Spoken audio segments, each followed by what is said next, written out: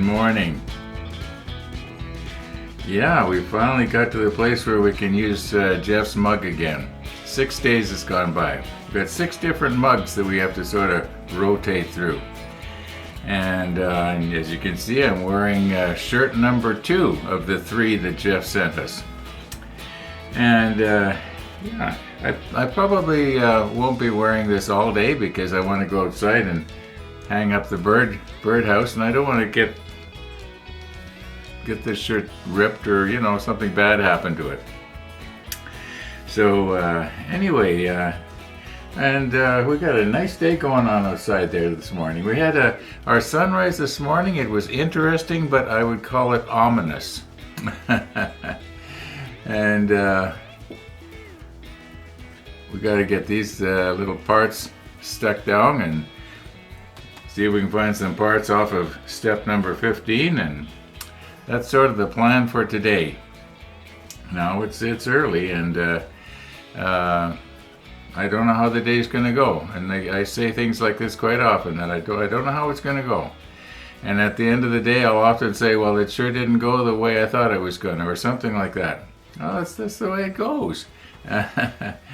Anyway, now the rollback consists mainly with fastening the birdhouse together.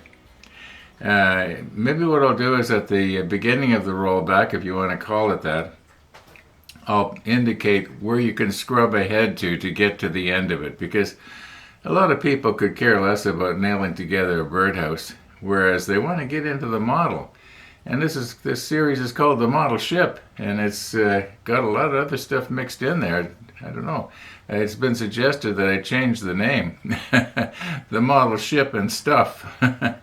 Anyway,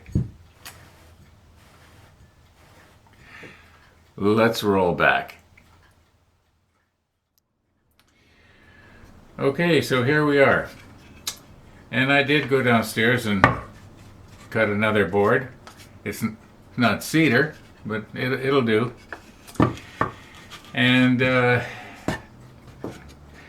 I didn't mention it yesterday, but it was after I shoved that paper towel into the hole and sprayed it with the Lysol lemon scented disinfectant spray. I thought it seemed that the birds had kind of pulled it back out. So I went back out and I took some plastic bags. I took 2 plastic bags and I poked them into the hole, and I was amazed at how much room there was inside that hole. It was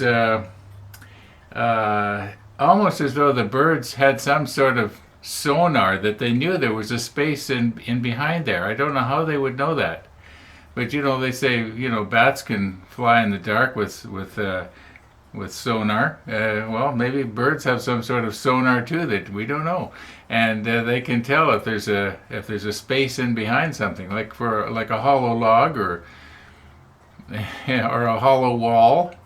But it was kind of sad, because I saw in my surveillance camera that later they came along about an hour later and tried to pull that plastic bag out, and that was heart-wrenching, I'll tell you.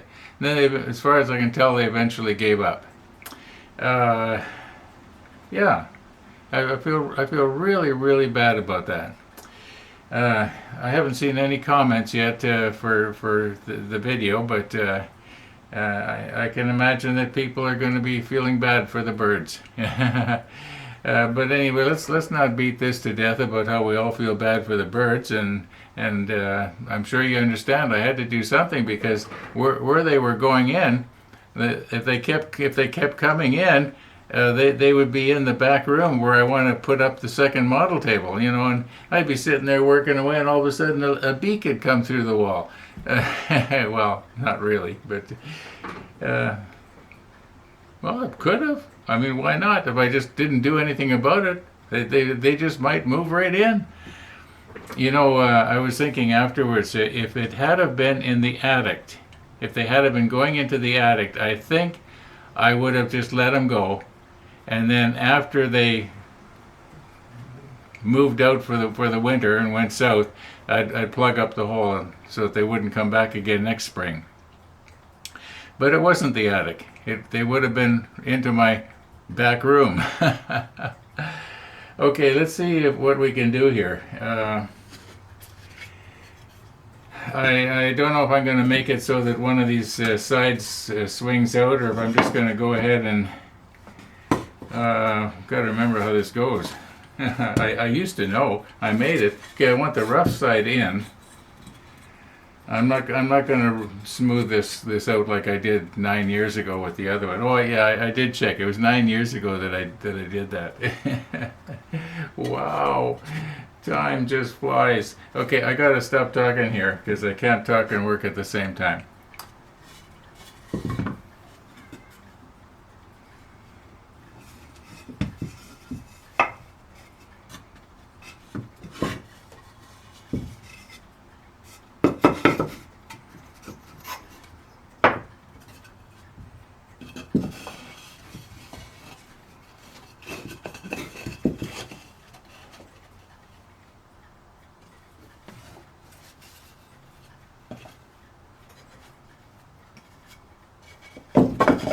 Okay, now I know how it's supposed to go.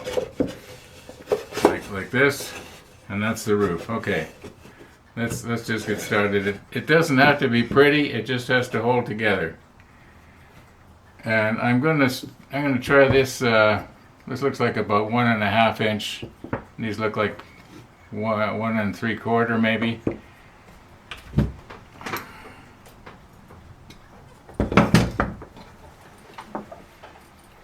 The regulator downstairs is set to 80 pounds. And so it'll be 80 pounds right here. But when I squeeze the trigger, it takes a while for this long line to recharge itself, so I won't be able to go boom, boom, boom. Alright. What do we do first? Let's do the roof first. No, let's do this first. Okay.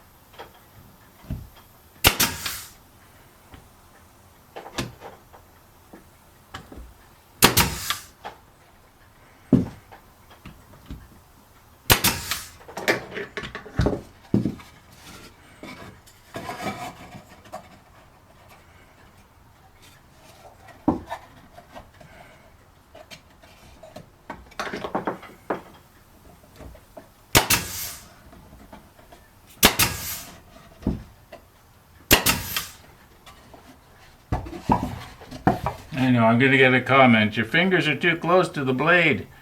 Okay.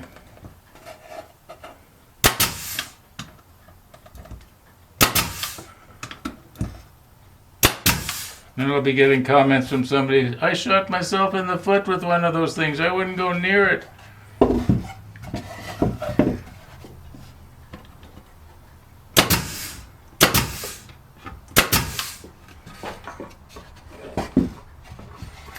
Okay, now if we want to have one of these that opens out on the side to clean out, I don't know if I ever will.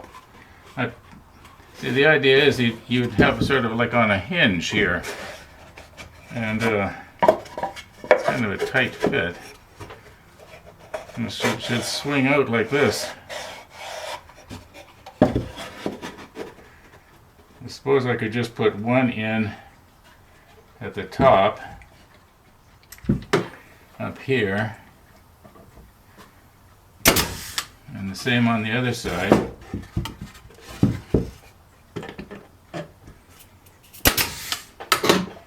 Now it should swing out still. Okay, and then I'll drill a hole in here and just put a nail in. This should work. How am I going to fasten the perch in? Oh, Tennessee Jim? How's a hollow chisel mortiser?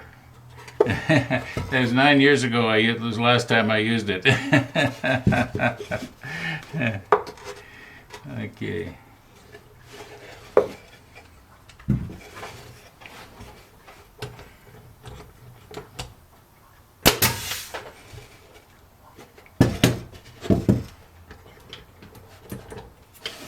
Guess I should do it so you can see what I'm doing, eh? Hey, starting to talk like a Canadian. Yeah, that's not going to come out.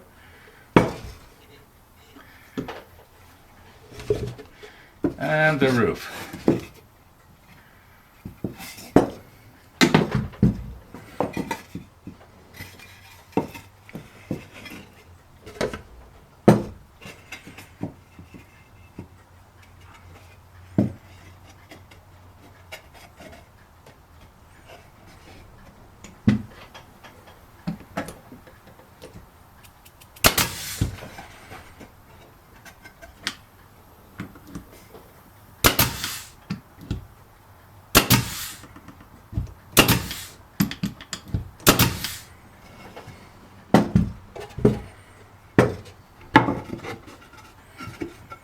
Now, because I'm going to want to probably have this up against something, and you know, normally you'd think, well, the roof would go like that, but I like to have it like this.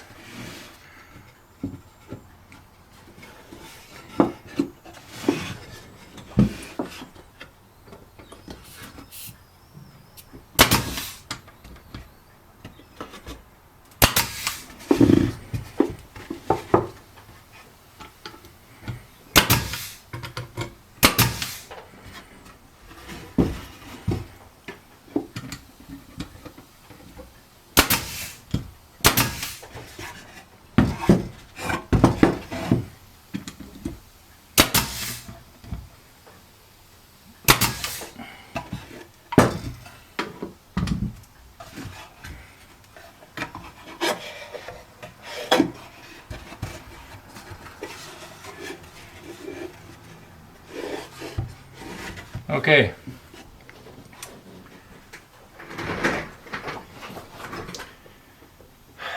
The things I won't do for birds.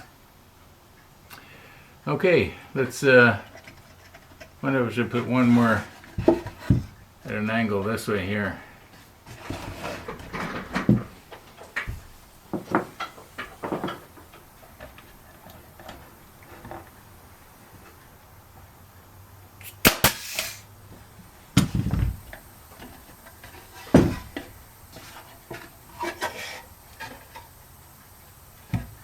It didn't blow out the side. If you aim these things just right, you have to, if you envision where it's going to go, and if it doesn't hit a knot and blow out the side, you can pretty well tell. Well, you can envision where it's going to go. Okay.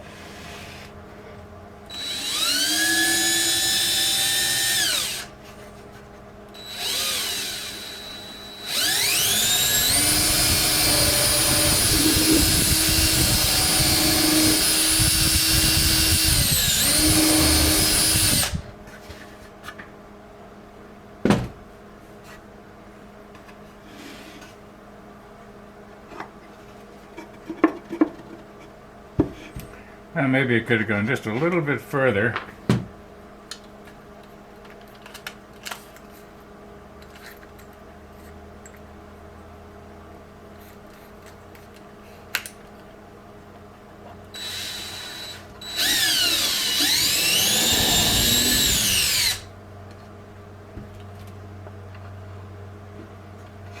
There.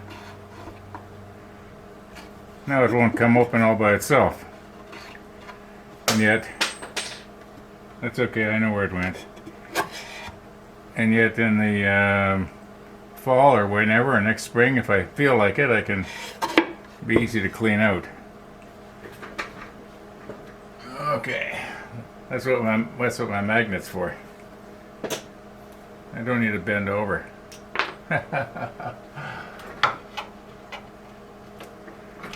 Okay, I think we're about done, except for where am I going to put it in the back on the house, and put something up the back here, and I'll do that off camera.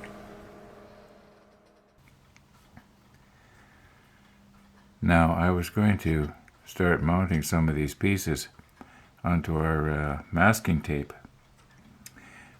so we can spray them all. And I was noticing here that some of these pieces that I thought we were going to have to look for, we've already got. In other words, 4 of them. For instance, this one here is the E9, which is this one right here. So we've already got this one. We've got the 46, we've got the 45, and we've got the 19. So, do we have this the 4? Yeah, I believe we have the 4 as well. That was that long. Well, this kind of looks like it's got a bit of a jog in it. Maybe it's a different one. This must be a different one. Yeah, it's kind of got a bit of a jog in it. So, okay, and we definitely don't have this one that looks like some sort of a cactus. Yeah. So just a point of interest. Okay, let's get these pieces mounted on our masking tape here.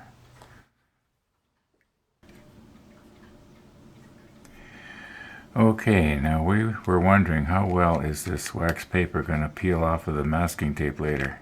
Well, it's later.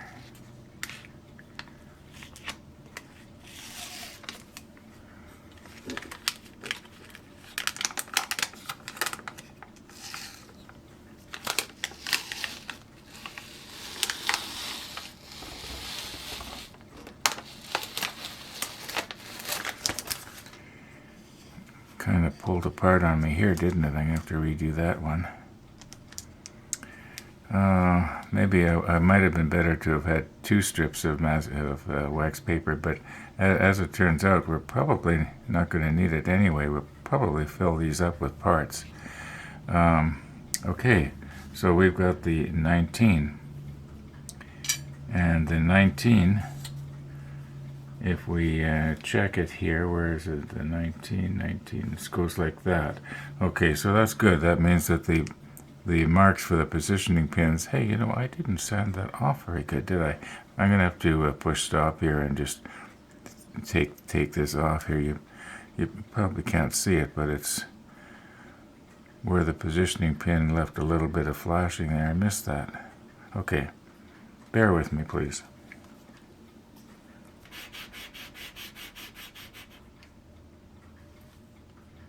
Yeah, that's better. Maybe I should check the rest of them.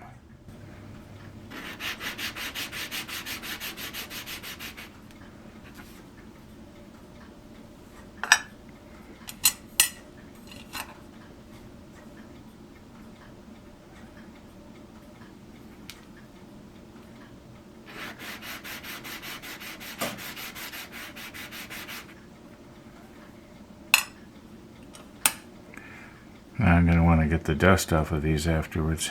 This one's not too bad.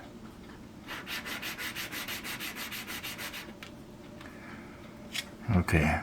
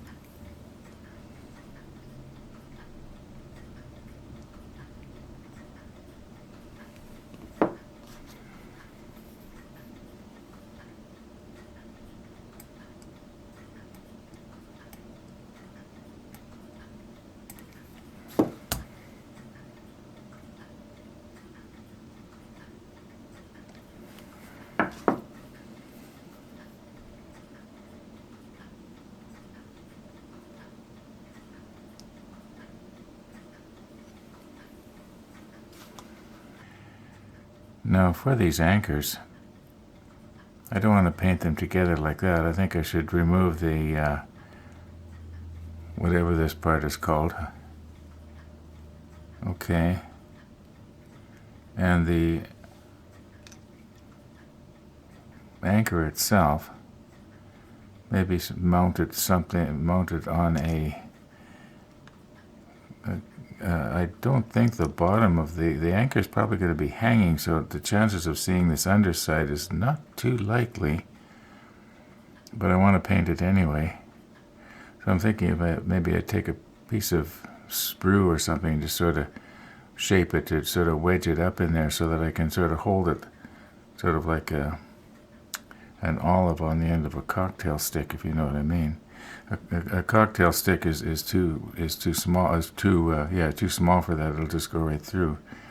Otherwise, that'd be kind of ideal, wouldn't it? All right, we'll think of something.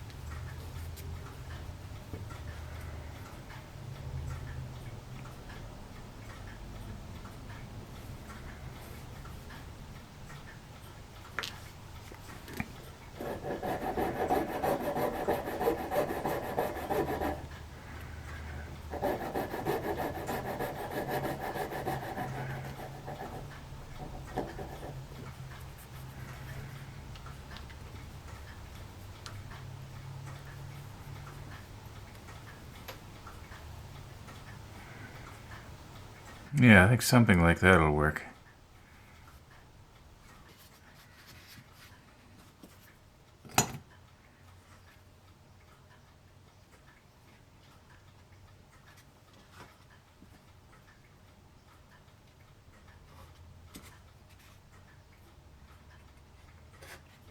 Earlier this morning, I just happened to be looking at my monitor when the last nibble of last night's carrots was nipped.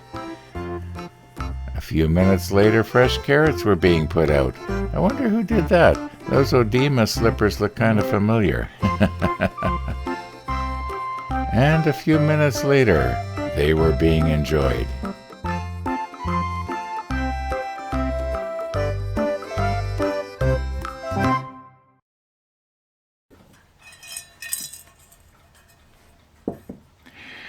Okay.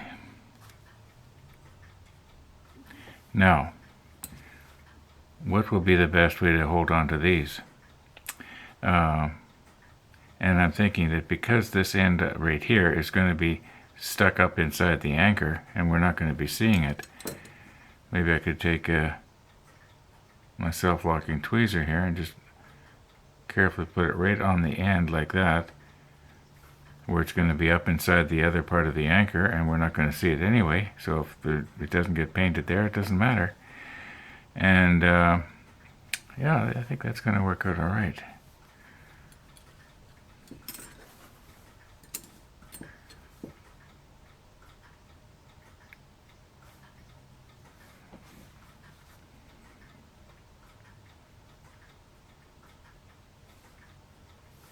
There we go. All right, let's move on here and get some more parts. Okay, it looks like most of the pieces that we need for the rest of step 15 that we don't already have, that is, are on the C sprue.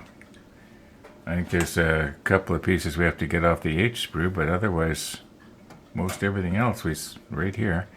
And I may as well start down here. So what is this? C, I don't have my strong glasses on.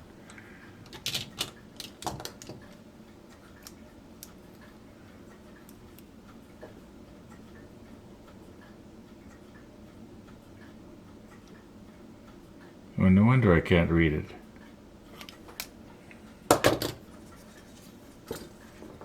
There we go. Okay, 7 and 2.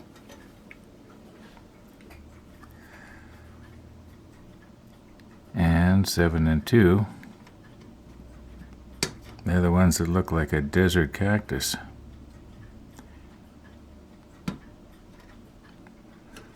Okay, here's 7.